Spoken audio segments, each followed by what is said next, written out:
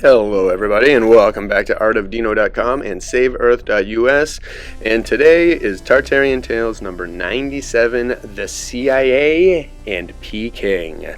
So we get a history out here, and then the CIA gets another history, and they tells a little bit more in depth about some stuff and a couple buildings that you may have never seen or heard of before because they're scrubbed from the internet.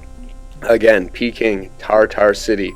This place is of immense importance as communism swept through it and so many different things happened. So I want to read from this. It's an 82-page CIA pamphlet. I'll include the link below, and I'll include the PDF after these maps right here, so you can slow it down, screenshot, do whatever you want. So I'm going to read the clips that I found to be the best and the most interesting. And I'll tell you the number that they're found because there's a list of about 120 things relating to Peking, 120 kind of sections. So I'll tell you the number so you can find the ones as well. But I found a lot interesting. I screenshotted all the pictures, and I added some other art and some other photos from distant times in here as well as some AI art at the end to get the imagination juiced up. So I hope you all enjoy this. I'm just going to start with a history here. It's because again, I'm just going to really include things that I've never recorded before, or maybe I've skipped over, or stuff that is new to me. So it should be new to you all as well, some of it at least. So here we go. Let's see what we got here. This part, the history I was only going to read a little bit of, but the more I read of it, the more I have to read the whole thing. So I'm going to read the history of Peking, then I'll go into individual paragraphs on things that I found really interesting. So the history of Peking is the story of at least 6 town sites designated by 8 place names. And like most old Chinese thing, the city has its true origins shrouded in the myths and legends of the distant past. No one can say when the site of Peking was first occupied, but it seems reasonable to assume that the area was settled about 2000 BC, which leaves a massive chunk of history unknown. So here we go. Qi was the first known town on the site of modern Peking, inevitably China. Located near the northwest corner of the old walled city, it became the capital of the Yan state under the Zhou dynasty in 723 BC. Qi was destroyed in 221 BC by Shi Huangti, founder of the Qin dynasty. The Peking area was of little importance until 70 AD, when a new city about 3 miles south of the site of Qi was built under the Han dynasty, called Yanqing. It was the capital of the independent state of Yan. During the Three Kingdom period, the name was changed to Yuchao. The city was destroyed by Khitan Tartars of the Liao dynasty in 936. I never heard that. And a larger city was built on the same site. The new town was called Nanqing, southern capital, to distinguish it from a northern capital in Manchuria, but the alternate name Yanqing, swallow capital, was more commonly used. The Liao were defeated in 1125 by the Qin Golden Tartars, and Yanqing underwent important modifications. It eventually became the Qin capital, acquired a new name, Chengtu, central capital, and was considerably enlarged. The magnificence of Chengtu disappeared in 1215 when it was destroyed by the marauding hordes of Genghis Khan. In 1260, Kublai Khan became the Mongol emperor, and he ultimately moved his capital to Chengtu. Some of the city was rebuilt, but later abandoned as Kublai devised a grandiose plan for a completely new city just to the north of the site of Chengtu. Work apparently began about 1268. The new city was named Tatu, great capital, or Kanbalik, home of the Khan, and was declared to be the capital of the Yuan dynasty in 1272. This was the first time that central control over China was exercised from what is now Peking, and it was Tatu that greeted Marco Polo, who lived in the court of the Kublai Khan and later wrote vividly of the wonders of the city. Interesting. The Mongols were overthrown by the Ming dynasty and driven from Tatu in 1368. The new dynasty stayed in the south at Nanking, which served as its capital, and changed the name of Tatu to Peiping, Northern Peace. Peiping became the seat of the very ambitious Prince of Yan, the 4th son of the founder of the Ming dynasty. After the death of his father, the prince usurped the throne and precipitated a civil war for power. With the south divided, he became the emperor Yung Lo in 1403. For a few years, he divided his time between Nanking and Peking, but eventually he decided to move the capital back to the north, and for this move, he began a lengthy and comprehensive reconstruction program in Peking. By 1421, the program was well underway, and young Lo moved into the new capital, which he renamed Peking. 1421, about 70 years from Columbus. I wonder if these seagoing masters had any reach over here. I'm sure they did. Peking was the imperial capital of China from 1421 until the end of the Manchu dynasty in 1912. Commies, bastards. And it served until 1928 as the capital of most of the country under the Republic of China. In 1928, the nationalists changed the name of the city back to Peking and moved the capital to Nanking. Peking became the seat of government again in 1949 when it was proclaimed capital of the People's Republic of China. So, that is pretty much the known history according to the CIA. And so I'm going to go through a couple other parts that I found interesting. This is where kind of the good stuff is. So number 14, if you see the book, you can see that these are numbered. So I found this page interesting. It says the Tartar city contained 3 walled enclosures: the Imperial City, the Purple Forbidden City, and the Legation Quarter. The Imperial City, the housekeeping organ of the palace and the government, was located in the center of the Tartar city and completely enclosed the Forbidden City, the seat of the emperor. High walls and a wide moat further insulated the Forbidden City, even within the Imperial City. The newest wall division within Peking, the Legation Quarter, housed most of the foreign legations and was built in 1901 after the Boxer Uprising. I wonder who sponsored that. The systems of walls are now mostly destroyed, and the Forbidden City, referred to as the Palace Museum, is the only unit that survives intact. So again, before I mention that, I hope I have the page sectioned out, but there's one page in here that talks about how some of these, and I've mentioned it before in other things, but how some of these buildings had walls that were 15 feet thick. So hard concrete stone, 15 feet thick. And imagine that. So that's what we're looking at when we look at Tibet and the nature around it. And we see all those things like Mount Kailash and stuff.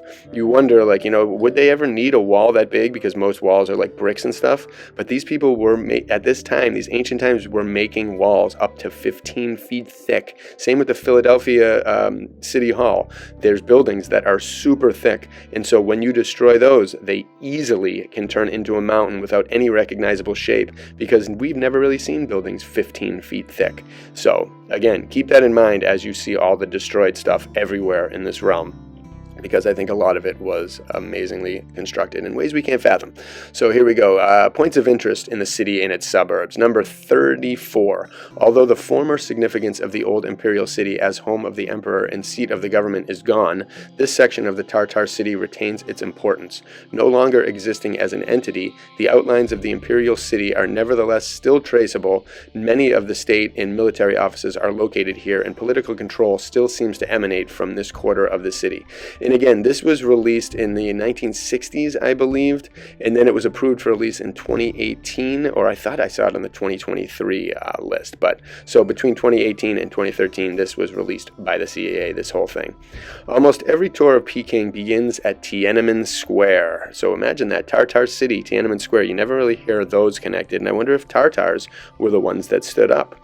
Said by the Chinese to be the largest square in the world, comprised of some 100 acres of granite slabs. It is large enough to contain about 75 American football fields. Tiananmen, Gate of Heavenly Peace, with its portrait of Mao Zedong, overlooks the square on the north, and during the massive parades and celebration that are held there, it serves as a reviewing stand for the party hierarchy. At the south center of the square is the monument to the people's heroes, a pine and cypress park, and a bus station. Flanking the square on the west is the National People's Congress Building, and on the east is the building that contains the Revolutionary and Historical Museum. Both of these massive stone buildings were completed in a flurry of construction in 1958. Interesting. Prior to 1949, the square in front of Tiananmen was much smaller. At that time, it was included within an expansion of the walls of the Forbidden City. So that's interesting to know. The Tartars and Tibetans probably did not want that to expand the way it did, because they probably covered some amazing ancient stuff with a bunch of granite, but that's probably why they fought. They don't really hear that, but who knows? Again, just theorizing here. Number 51, eastern half of Tartar City. Most of the building, that one's not that good. Number 52, actually. The Russian embassy occupies a 400-yard square compound Pequan, or North Hostel, in this northeast corner of the old walled city. At this time, it is the only embassy in the old Tartar city. Its site has been utilized by Russian clerics and diplomats for almost 3 centuries, beginning in 1685, when Emperor Kang Si allowed a large group of Cossack prisoners taken at the siege of Albazine on the Amur River to settle here. So that's very interesting. The only settlement people allowed in Tartar city are the Russians. Again, I think this Russian Tibetan world that we face is that, or that, like, the world that we know of as the people that have been warred upon the most in our lifetimes, are the ones that are trying to preserve the ancient way and preserve some shred of actual truth in our history. But here we go. Later on, additional priests were permitted to reside in the compound, and after the Treaty of Kiaka in 1727, the Orthodox ecclesiastical mission was officially recognized and given semi-diplomatic powers. This mission established a cloister, Nankuan South Hostel, in what was to become the legation quarter. In 1858, the mission gave up Nankuan to the Russian legation and moved to Pequan. Nearly every building in the Pequan was destroyed and their occupants murdered in 1900 by the Boxers. The monks later rebuilt the mission. Number 53. Just to the northeast of the Peking Hotel is a large hospital compound that was formerly known as the Peking Union Medical College. Originally built, equipped, and maintained by Rockefeller Foundation funds. Zing, zing, zing, Tartar City has been infested by evil. It is still one of the most modern and best equipped hospitals in China, Most of the original green tile-roofed hospital buildings are still in use, and some new and larger buildings have been added. The complex was known as the Anti-Imperialist Hospital in 1970, but later that year it was renamed Friendship Hospital. And the Rockefellers got their fingers right in this place. Again, you can tell where the evil will sprout from and where the conquering forces come by that foundation. Number 55. Diagonally northwest of the Overseas Chinese Hotel is the Museum of Fine Arts. I have a picture somewhere in here. A striking example of traditional Chinese architecture built by the present regime. It has a wide range of Chinese works of art on exhibit, and I'm sure they destroyed so much and probably have a lot in the basement that they will never see the light of day. 56. The ancient Peking Astronomical Observatory, which I've talked about in several Tartarian tales. It's actually called Kwa Hasang Tai, which means watching the luminaries terrace. Very interesting. Just south of East Chang'an, Tongchangyan Boulevard is a unique institution. It was first established in the late 13th century by Mongol Emperor Kublai Khan on the southeast corner of the Tartar Wall. And just a thought just randomly hit me that who knows if they have actually gotten rid of, like, this is probably a conspiracy again, but I bet you they might have at this astronomical observatory had mechanisms and tools that maybe are erased from history today. Maybe they were able to observe things in greater detail and better accuracy than we are, and that's another reason why NASA would have to come in with their Hubble Space Telescope of artists and graphic designers and create this thing in order so that if anyone were to find these or hear about these ancient ways of observing the heavens, that maybe we're a little more accurate than what we claim to be the super NASA, then I don't know. That's another thing I could think of, because that's very easy. If you erase a technology that was like an old astronomical observation technology and just keep bringing in bigger and bigger telescopes, there could have been something, an entire different mechanism that may have worked far superior. But we will never know because it's probably eviscerated. So here we go. It was first established in the late 13th century by Mongol Emperor Kublai Khan. When the last wall was raised, the observatory, along with a portion of the wall, was preserved. Most of the instruments in the observatory date to 1674. They were made by the Jesuit priest Ferdinand Verbiest on orders from Emperor Kang Si. Who knows if that's true? Considering their vintage, they are remarkably precise. The Germans looted the observatory in 1901 and took most of the instruments to Potsdam, but they were returned to Peking in 1919 following the Treaty of Versailles. Who knows what happened there. 57. This is interesting too. The new Peking railway station occupies a large area in the southeast corner of the old Tartar city. A large and gaudy building graced with a Chinese-style roof. It is operated with efficiency, but the bustle that characterizes stations of similar size in other countries is lacking. The 58, the Temple of Confucius, the Lama Temple, and the Hall of Classics are three important features of the northeastern part of the old Tartar city. The Lama Temple, more properly a monastery or gompa, is one of the oldest and best preserved temples in Peking. It was the home of Manchu Emperor Yang Cheng, and in accordance with ancient custom, it could not be used by his descendants after he ascended the throne. His son, Emperor Qianlong, therefore converted the palace into a temple in 1745. It developed great religious and political importance, serving as the former residence of a living Buddha in the home of approximately 1,500 priests. Although the temple has been renovated, only a few priests remain. Let's see. I think that's the same. Okay, I got a different one here. I forgot what comes before this, but there's one, number 60. It says, he did so to guard against the recurrence of a disaster, such as the burning of the books under the Qin Emperor Shi Huangti in 213 BC. In recent years, the hall has been converted into a municipal library, and the stone tablets are stored in an annex. So think about that. In 213 BC, there was a library that was destroyed that is still memorable today. Imagine the books that were in that. That's from an entire another massive stretch of history where we had no clue about. And that is why, is because things like this happened. And I'm sure it happened all over the place. Alexandria was not the only one, and whatever exists today, they are not showing us. So I wish they would. 62. The oldest of the two, the 90-foot bell tower, was built during the Mongol dynasty and moved to its present site in 1420, when Ming Emperor Yongle built the drum tower. The bell tower was later destroyed by fire and rebuilt again in 1745. Its 10-ton bell tolled the curfew each night until early in this century, but now it has been removed to a site near the drum tower. The tower became a movie theater under the Republic, and it now serves as a children's library.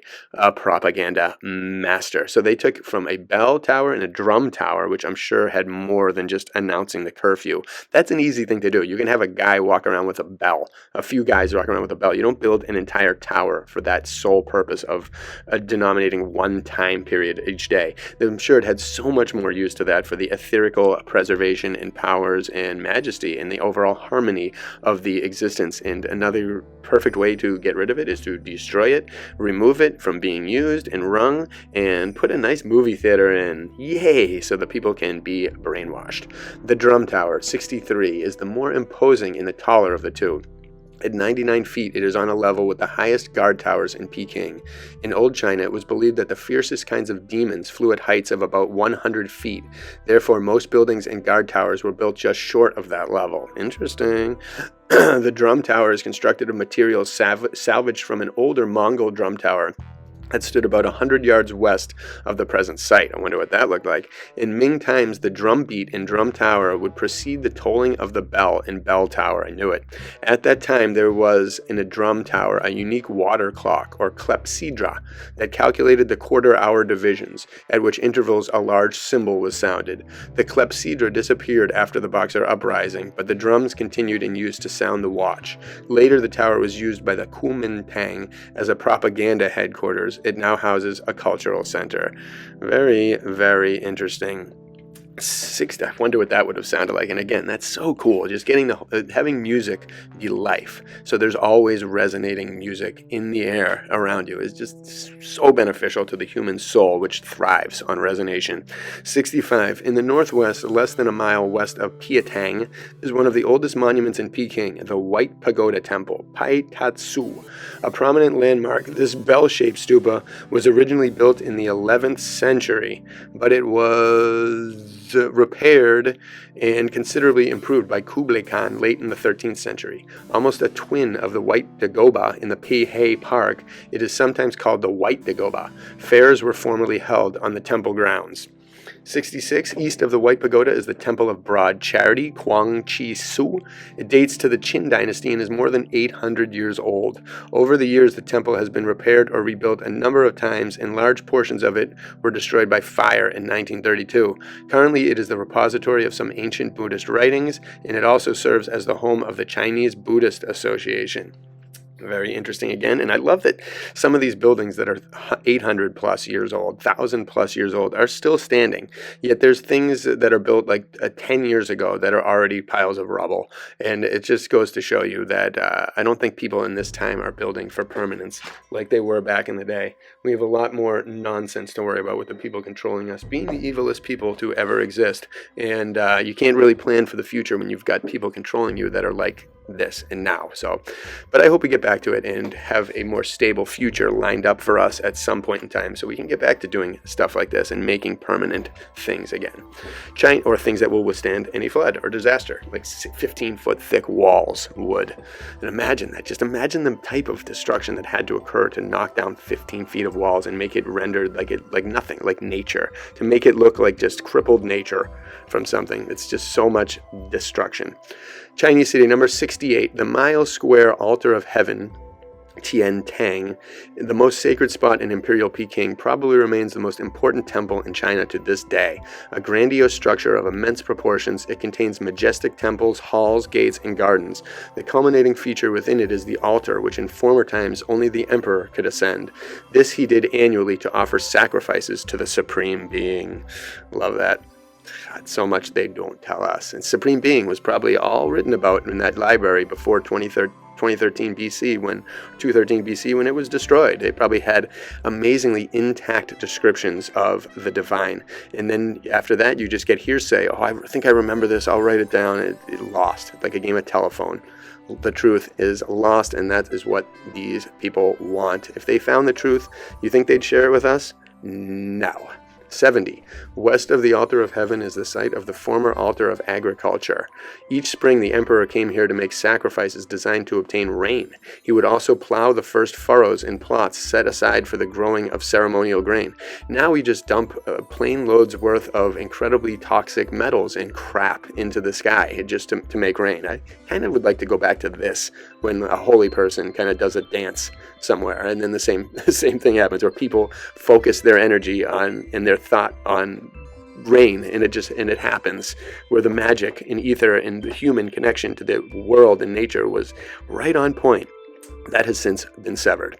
Other officials finished the plowing and then planted the crop. The grain harvested from these plots was stored in a special granary and used at sacrificial ceremonies. During this century, the altar of agriculture declined, and the buildings comprising it fell into disrepair. Under the present regime, the temple area has been converted into a sports playground that features a 30,000-seat stadium and a large swimming pool. I wonder where that influence came from. It doesn't seem like an old Tartar influence. It seems like the communist, evil, circus, bread and circus kind of style of world. But again, I think the agriculture would be more important than a sports stadium, and I will always think that. 71. West of the altar of agriculture is the Joyous Pavilion Park. This large park was established prior to the Mongol dynasty, which built the Temple of Mercy here. I don't know what that was about, but I'd love to find out. In 1695, the Joyous Pavilion was erected near the temple, a very popular meeting place for scholars and officials for many years. The park fell into disuse in the 19th century. Early commies used some of the temple annexes for their meetings in the 1920s, and the park now has a special significance to the government. The lakes have been dredged since 1949, and the park has been expanded and improved. To the east of the Altar of Heaven is another large sports complex. It includes the Peking Gymnasium, a 7-story pagoda, and is located next to the railroad. Sweet. 76. The Altar of the Sun has been slightly increased in size and now functions as a park and recreation area. Although the park enclosure has been squared off and numerous trees and walks added, many old buildings remain. The altar, a low square terrace with steps on each side, is surrounded by a circular wall of red brick. Thought that was interesting. It was formerly used each spring to make sacrifices in worship of the sun. The emperor appeared at this temple every other year, and anointed officials represented him on alternate years. The temple dates to 1330, when the grounds were given to the emperor. Must have been incredible. One of the most impressive sights in the eastern suburbs is the large Peking workers' sports complex, about 3/4 of a mile north of the Altar of the Sun. A huge elliptical stadium with a seating capacity of over 80,000 people dominates the park and is flanked by a circular 15,000-seat gymnasium and by indoor and outdoor pools. A small lake extends across the grounds between numerous playing fields. In addition to major sports events, the complex occasionally hosts large political rallies. There was no need for that bread and circus back in the day. Nature was everybody's pavilion, and they would perform in nature, and people would just probably gather around, or who knows, I don't know. The bread and circus of commies, though, is a whole different beast than what the essence of Tartar City was and should be, and always should be. So here we go, 79 complex, a beautiful wooden triple-arched Paolu is flanked by 2 stone lions. This is the entrance to one of the most interesting places in Peking, the Taoist Temple of the Eastern Peak, more commonly known as the Temple of 10,000 Punishments.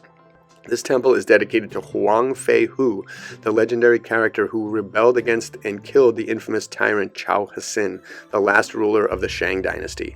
The Tung Yuwu Miao was completed after 8 years of construction by the Mongol Emperor Yen Yu in 1329. 10,000 punishments. Wow. Just their whole intention for building these things is wild. And almost that it, like, that they have these temples dedicated for these certain purposes, as if meditating on each one of these would create a true power and a true impact on your life. They weren't doing this for like superficial means, it seems like. Not back in the day when the commies came, that's a different thing, but back in the 1300s and earlier 1800s and before, it seemed very pure, and that, again, there's more to life than we are told. And all these buildings and huge works of architectural effort and artistic effort prove it. So here we go, 80. The temple was formerly very popular with the Chinese because it was designed to minister to almost any need. People with bodily ailments, mental ills or anxieties, debts, lack of heirs, or a marriage partner, and numerous other troubles could visit the shrine of the proper deity, where presumably their particular entreaties were heard. Interesting. That's what I was thinking. One gallery of statuary graphically portrayed in horrible manner the punishments to which evil individuals would be subjected in the numerous Taoist underworlds. Interesting. That would be intense.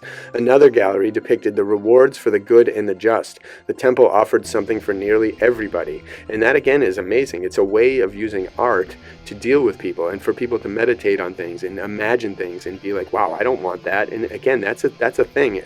We know the power of art can do so much more than just amaze or shock.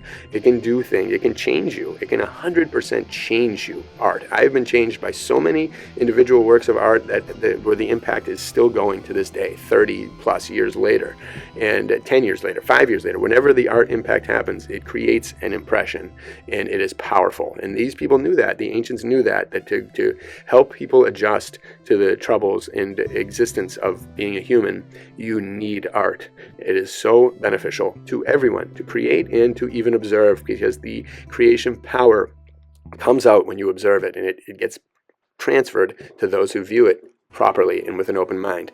So here we go. Western suburbs, 84. Suburban Peking. And that one's not really that cool. Oh, here we go. Since then, the communist... I don't want to hear about the communist crap. No. On the south side of West Chang, 85 Boulevard, just outside of Fuxingmen, is the headquarters of Radio Peking. It occupies the site of an old British cemetery, which was once restored after its complete desecration during the Boxer Uprising. Rightfully so, I'm sure. Fuxingmen is not a real gate, but merely an opening that was hacked in the old city wall to accommodate traffic in 1941.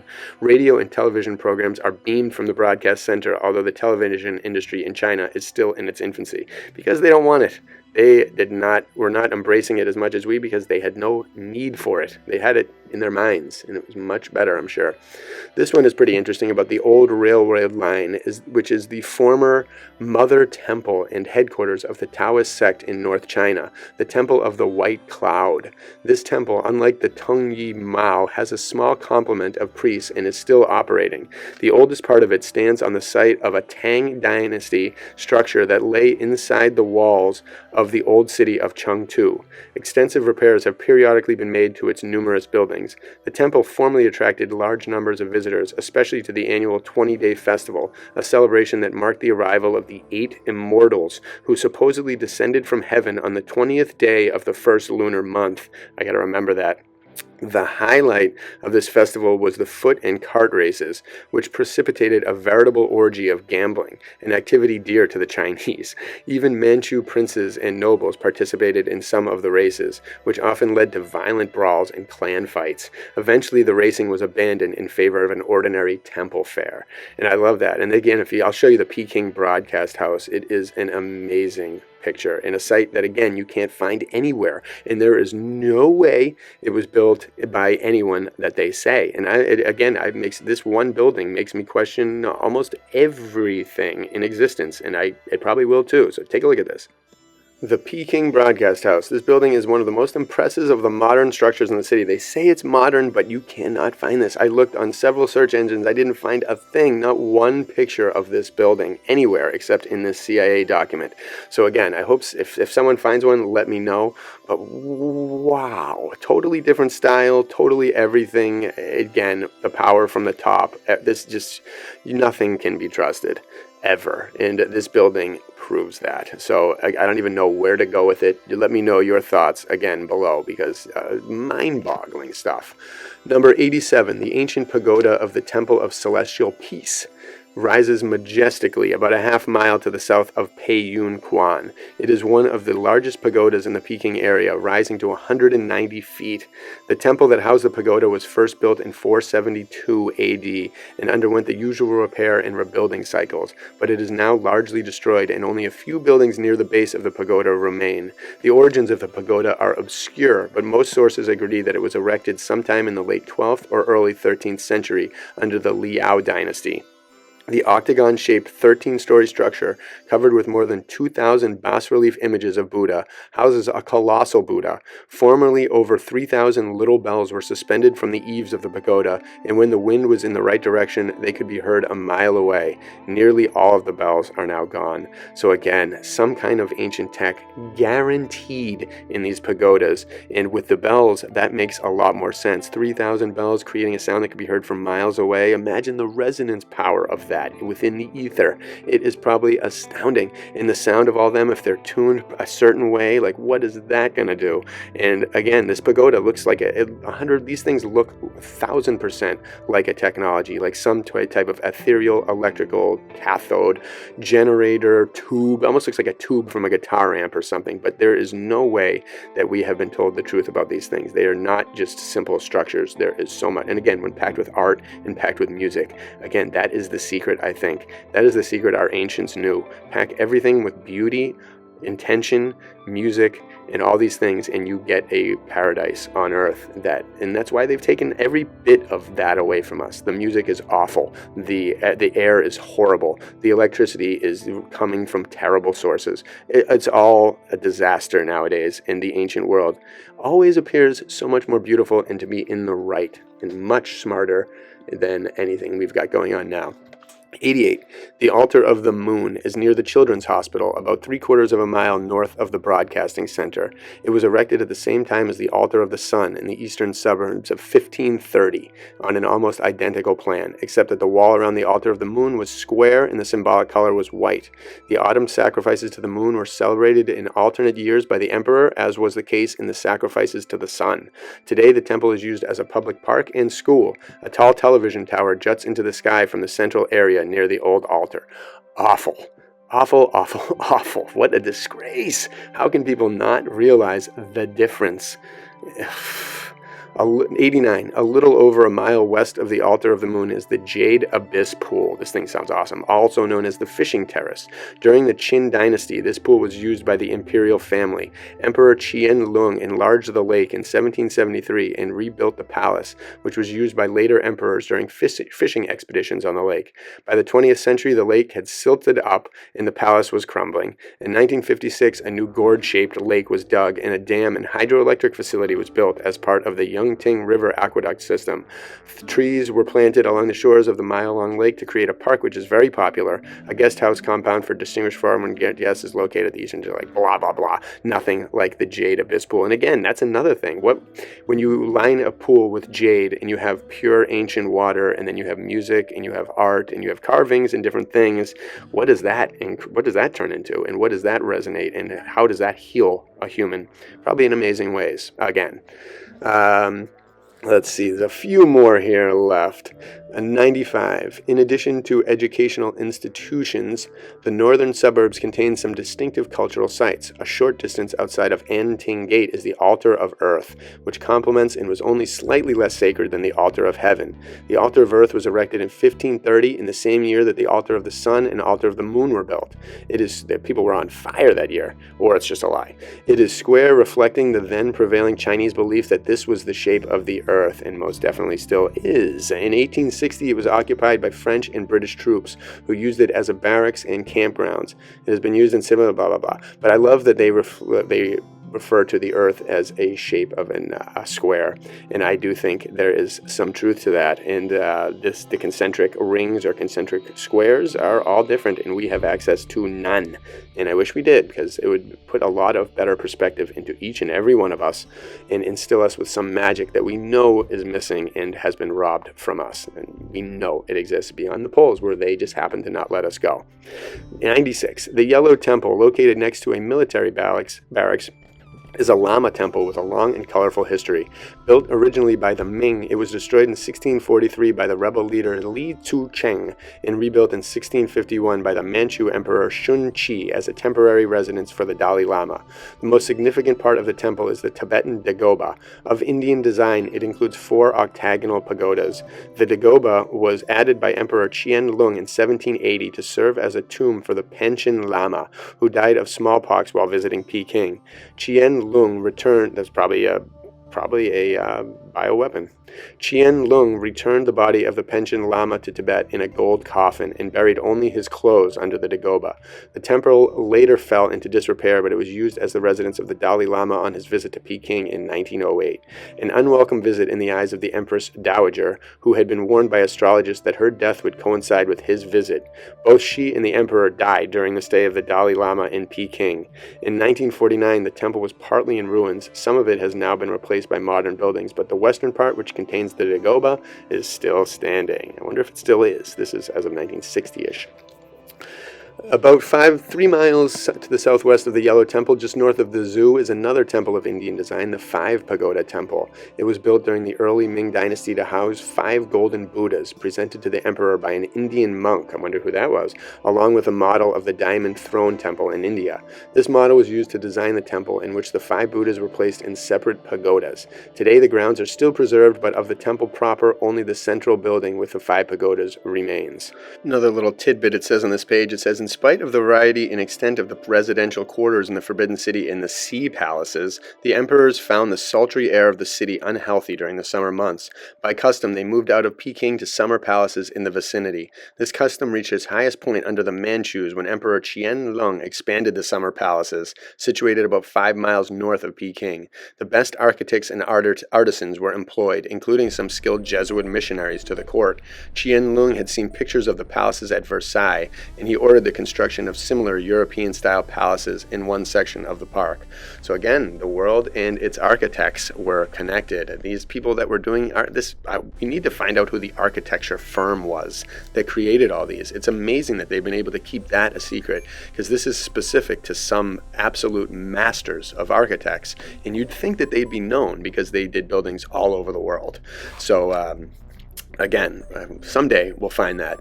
99. The present summer palace was built in late 19th century by the Empress Dowager. Lacking funds, she appropriated money that had been allocated to the Chinese Navy, estimated at $50 million. Good. bankrupt them. The greatest feature of the summer palace is its setting. Low hills and surface undulations have been well utilized as sites for palaces and temples, and the grounds are impressively laid out. In 1914, the grounds were first opened to the public, but many of the buildings remain closed. The summer palace has been maintained moderately well through the years and is now a very popular recreational spot frequented by the Chinese and foreigners. And then a few more. I got 4 more little clips. Here we go. Let's see. Oh, this one. 100. Rising from the flat plain to the west of the Summer Palace and Kunming Lake is the low-rounded, twin-peaked hill of the Jade Fountain, again, or Jade Springs Hill. 2 clear water springs on the hill, the largest on the southwest slope, must have been delicious, formerly supplied the imperial city and its lakes with water. The springs are still in use, and they provide some of Peking's water supply. The use of this hill as a pleasure park predates the summer palaces. The Qin Emperor Chang Tsung, like from Mortal Kombat, 1190 to 1208 AD, had a hunting lodge on the crest where the Jade Peak Pagoda now stands. In the south, another pagoda at a lower level adds to the beauty of the hill. Visitors have not been permitted to approach the hill in recent years. I wonder why.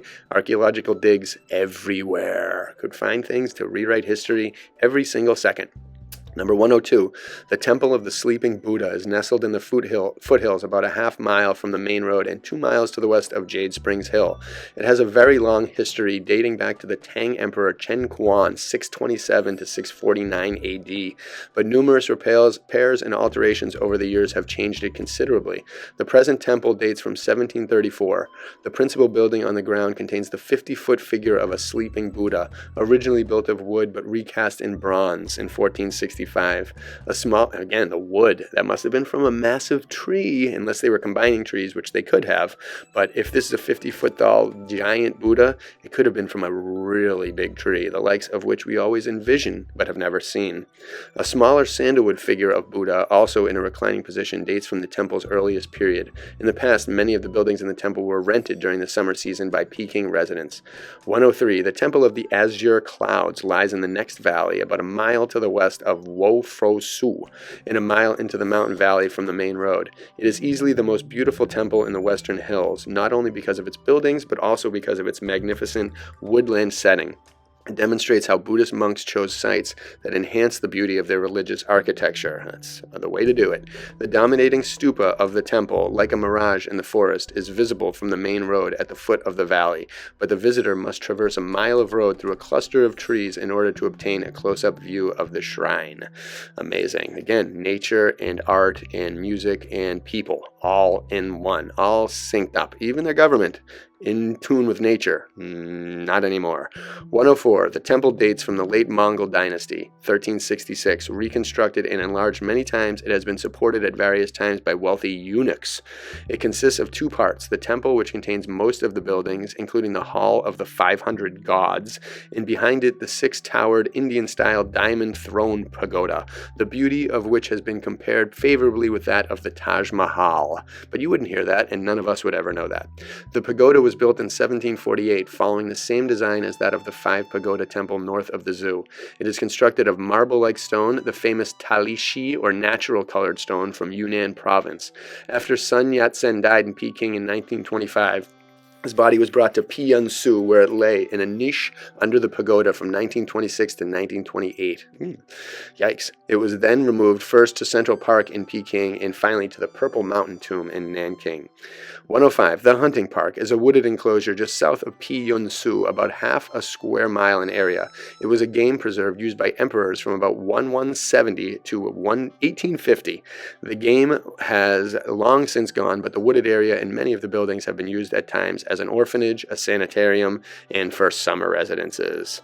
Probably no need for a sanitarium back in the day, but there was after 1850.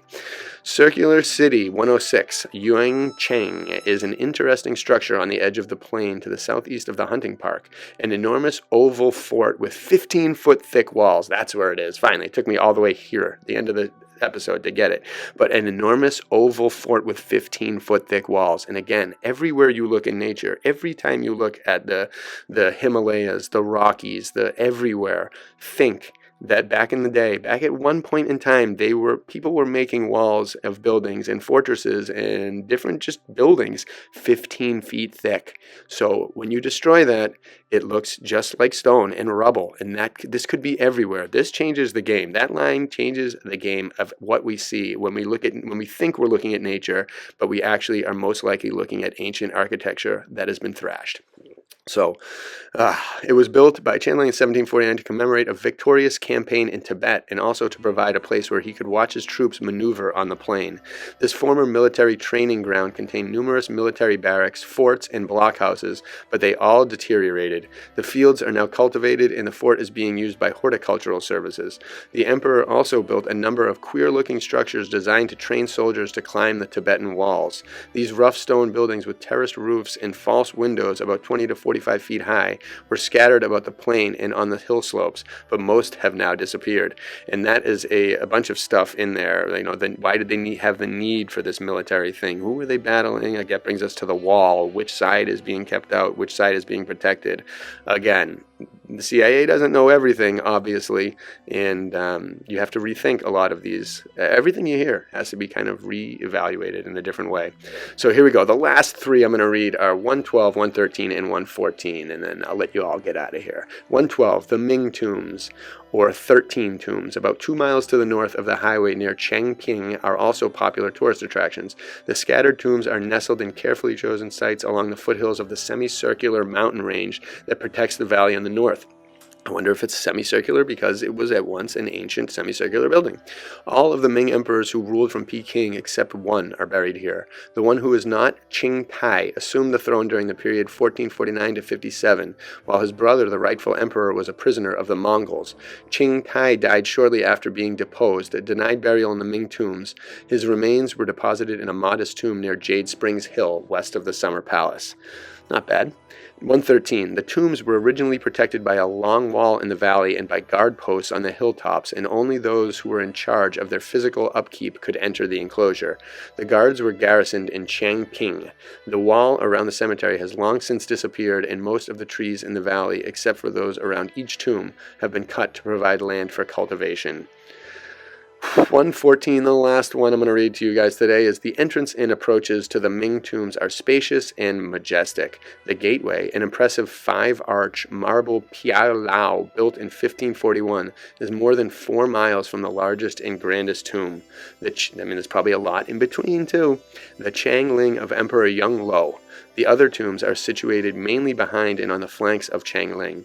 Almost a mile down the road and inside the gateway is the Tiananmen, Great Red Gate, formerly the main gate in the old wall and the official entrance to the burial grounds. Everyone in Imperial China, including the reigning emperor, was forced to dismount and walk from here along the sacred way.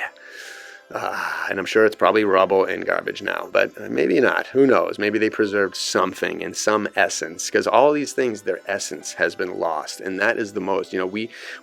Because we're taught the wrong stuff.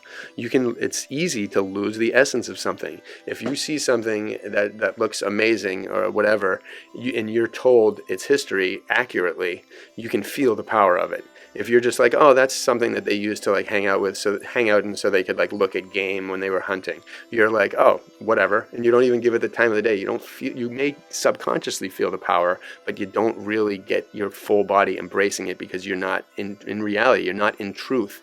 Again with the flat earth, all these people, so many things, if we just continue, that's why it's better to not totally strictly believe something, is because if you are strictly believing something wholeheartedly and you're fighting other people on it and arguing with people and getting mad about defending your position on something, and you're totally wrong, then you're just wasting your energy. It's just you're putting out the wrong energy. Nothing's real, nothing's being utilized, and you have zero power.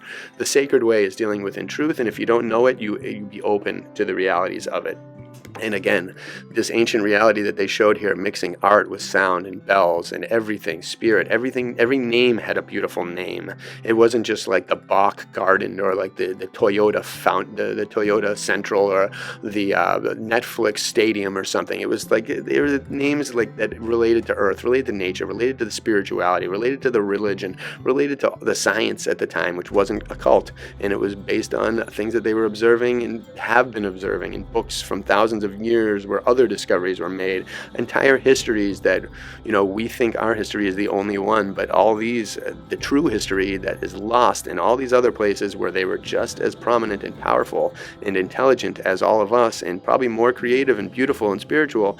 We need to learn from these things, and hopefully these preserved somewhere. Hopefully there's civilizations beyond this realm that are still preserving this beauty that we know and feel is happening. It is possible. The potential is in us. It remains in us. We just have to fix the world around us to make it work better for us and for our souls and our beautiful, beautiful perfection that we want to have back. So hopefully we can, hopefully this added a little bit to your Tartarian wealth of knowledge. It sure did to mine. So share this with whoever you can, and I appreciate any type of sharing because that's the only way I spread. And you all are amazing for sticking with me through all these things. There's a lot more to come. Stay tuned. Bless you all from artofdino.com and saveearth.us.